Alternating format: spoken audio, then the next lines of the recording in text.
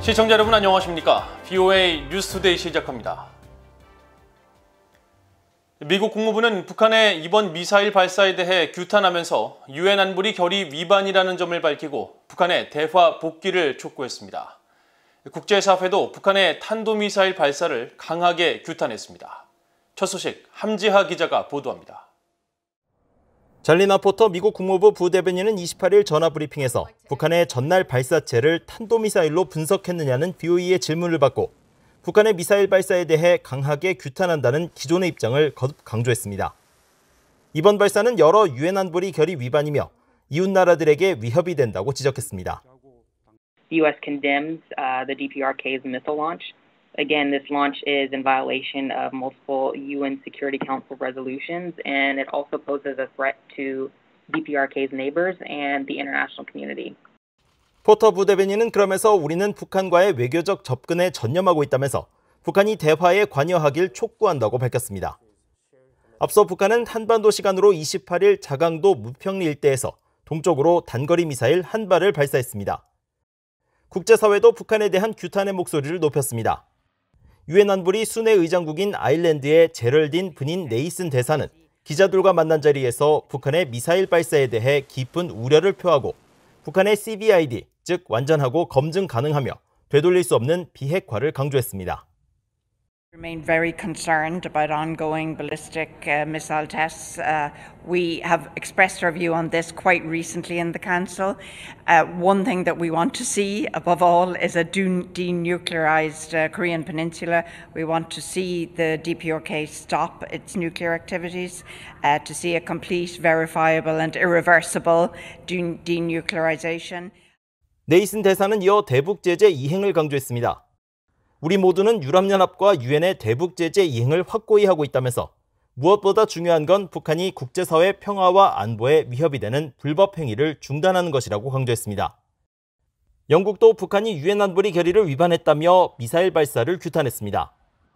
영국 외무부는 성명을 통해 이같이 밝히면서 영국은 계속 한반도 비핵화를 목표로 할 것이며 이어 미국과 지역 파트너들의 한반도 평화 추구와 지역 안정 유지를 위해 기울이고 있는 외교적 노력을 높이 평가하고 아울러 북한이 대화에 복귀할 것을 촉구한다고 밝혔습니다. 독일 정부도 이번 북한의 미사일 발사를 규탄했습니다.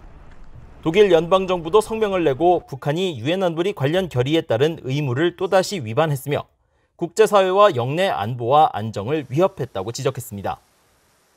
그러면서 북한은 국제법 의무를 준수하고 미국과 한국이 제시한 대화 제안을 수용해 진지한 협상을 시작할 것을 촉구했습니다. VOA 뉴스 함지하입니다. 미국 국무부 고위 당국자들이 잇따라 북한의 탄도미사일 발사에 대해 규탄하며 동맹과의 긴밀한 협력을 강조했습니다. 킨 모이 국무부 동아시아 태평양 수석 부차관보는 28일 미국 애틀랜틱 카운슬과 한국국제교류재단이 공동 주최한 토론회 기조연설을 통해 미국은 북한의 최근 탄도미사일 발사들을 우려하며 규탄한다고 밝히고 이런 발사들은 여러 유엔 안보리 결의 위반이며 북한의 이웃 국가들과 국제사회에 위협이 된다고 밝혔습니다. 이어 북한의 대량 살상 무기는 국제 평화와 안보에 심각한 위협을 제기한다면서 미국은 계속 한국과 일본 등 동맹 파트너 등과 함께 긴밀히 협력해 한반도의 완전한 비핵화의 길을 추진할 것이라고 밝혔습니다. 토론회에 참석한 마크 램버트 국무부 한일 담당 부차관보는 북한의 탄도미사일 발사 직후 미국과 한국은 대화를 했다면서 이러한 협의는 현명한 대북 대응책으로 이어질 것이라고 말했습니다. 또 제임스 스타인버그 전 국무부 부장관은 북한은 미국의 양보를 얻어내기 위해 계속 도발을 하고 있다면서 하지만 근본적으로 양보를 통해 더 나은 상황이 만들어진다는 확신이 없다면 진전은 생기지 않을 것이라고 지적했습니다. 북한이 유화적인 담화를 내놓은 뒤 미사일을 발사한 것은 앞으로 있을 미국과의 비핵화 협상에서 우세를 확보하기 위한 것이라고 미국의 전직 관리들이 밝혔습니다. 위기 상황을 만들어낸 뒤 상대방이 양보를 한다면 외교적 관여를 제한하는 북한의 전형적인 협상 수법이라는 지적입니다. 김영규 기자가 취재했습니다.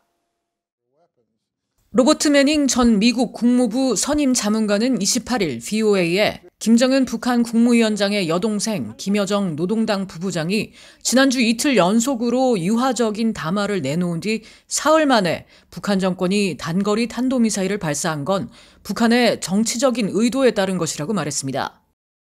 It's a political gambit, so to speak.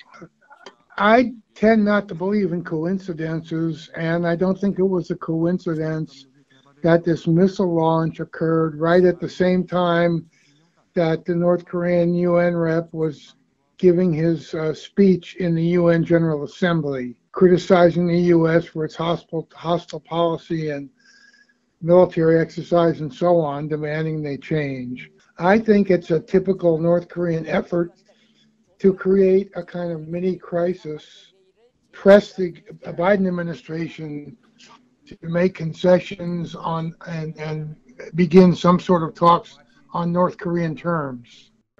트럼프 행정부 당시 북한과의 협상에 관여했던 앤서니 루지에로 전 백악관 국가안전보장회의 북한 담당 국장 역시 이 같은 북한의 움직임은 미한 연합훈련 중단과 제재 해제 등 자신들이 원하는 조건 속에서 미국과 대화를 시작하기 위한 것이라고 지적했습니다. They want engagement on their own terms. They've been spelling those out. They want the U.S. and South Korea to stop military exercises. They want eventually the removal of U.S. forces and U.S. equipment. And then, what is not as well spelled out, but I expect that the third element of that will be, is they're looking at the Iran negotiations and they're saying they'd be okay with that too, near total sanctions relief for really limited nuclear restrictions that are temporary in their effect. The playbook that Kim has used, his father used, his grandfather used, it's the same one. 마크 피츠패트릭 전 국무부 비확산 담당 부차관보도 북한의 전형적인 수법이라면서 북한은 위기 상황을 만들어낸 뒤 상대방이 양보를 한다면 외교적 관여를 제한하는 방식을 자주 쓰고 있다고 지적했습니다. 그러면서 북한 정권은 남북 관계 진전을 바라는 임기 말 한국 문재인 대통령의 종전선언 제안을 역으로 이용하고 있다고 분석했습니다. Currently are trying to take advantage of South Korean President Moon Jae-in's desire to make some progress in South-North relations before the end of his term.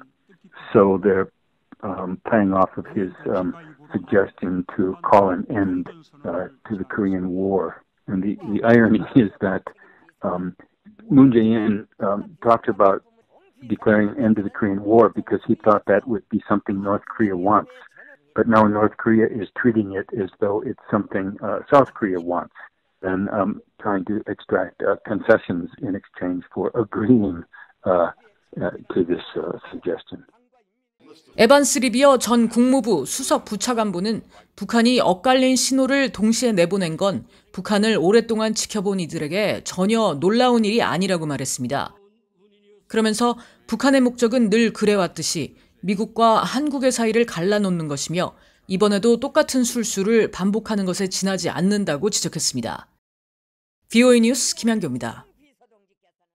미국과 한국 국방부가 27일과 28일 이틀에 걸쳐 제20차 미한 통합국방협의체 회의를 갖고 북한의 최근 미사일 발사에 대한 대응과 준비태세 강화 방안을 논의했다고 밝혔습니다.